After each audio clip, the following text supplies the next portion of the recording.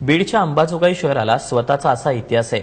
आता तर बीडच्या याच भागात एक नवा खजिना पृथ्वीच्या गर्भात सापडलाय। त्यामुळे अंबाजोगाईला आणखी एक वेगळी ओळख मिळणार आहे।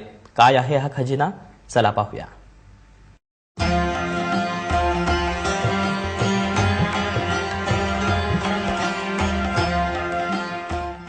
पृथ्वीच्या पोटातला हा खजिना सापडलाय बीडच्या अंबाजोगाई शहरात।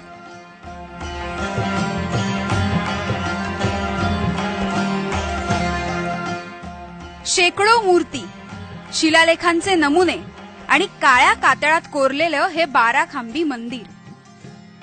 पंतप्रधानांच्या स्वच्छ भारत मोहिमेला हातभार म्हणून बीडच्या हनुमंत पोखरकर यांनी या भागात स्वच्छता मोहिमेचं काम हाती घेतलं आणि हा खजिना सापडला। तर इथे एक सीताफळाचं झाड होतं, ते काढण्यासाठी मी प्रयत्न केला असता त्याच्या मुळ्या खाली गेलेल्या होत्या। मग ते उकरून काढत असताना थोडंसं कोरीव काम दिसलं, तर आम्ही एक जेसीपी आणली, कारण ते उकरणं शक्य नव्हतं। भाड्यानं जेसीपी आणली, तर ते 6 फूट जमिनीत मी जेसीपीनं खोदलं, ते बांधकाम निघालं। 2 महिन्यांपासून या भागातलं हे उत्खननाचं काम गावकऱ्यांच्या मदतीने सुरू आहे। विविध रूपातल्या देवी देवतांच्या असंख्य मूर्ती, त्रिभंग, दर्पण सुंदरीची शिल्प आणि असंख्य शिलालेख।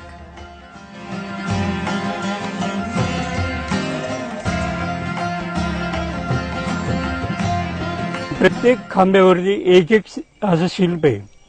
काय शिल्पाचं वैशिष्ट्य? स्त्रियांचे शिल्प आहेत वेगवेगळे असे, आणि पुन्हा रिलीफ शिल्प सुद्धा आहेत त्याच्यामध्ये। रिलीफ म्हणजे कसं त्याला? रिलीफ म्हणजे दगडाला थोडासा उठाव देऊन उठाव आणून कोरलेलं काम आहे। राऊंड शिल्प नाहीत ते, आणि त्याच्यामध्ये वेगवेगळे प्रसंग आहेत। एका शिल्पामध्ये मगरीचा चेहरा दाखवलेला आहे। ही सगळी शिल्प राष्ट्रकूट काळातली असावीत असा अंदाज इतिहासकारांचा आहे। आपल्या जमिनीखाली इतका मोठा इतिहास लपलेला असेल अशी इथल्या लोकांना स्वप्नातही कल्पना नव्हती।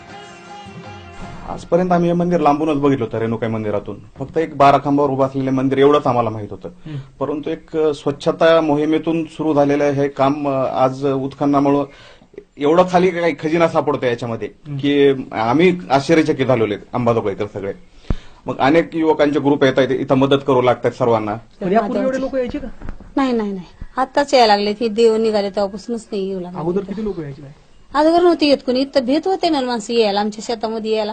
बर हा, सगळी झाडीच होती ना इथं। बर हा, आम्ही तिथं बेला बांधला तेव्हापासून सगळे यायला लागले, चालू झालं म्हणून।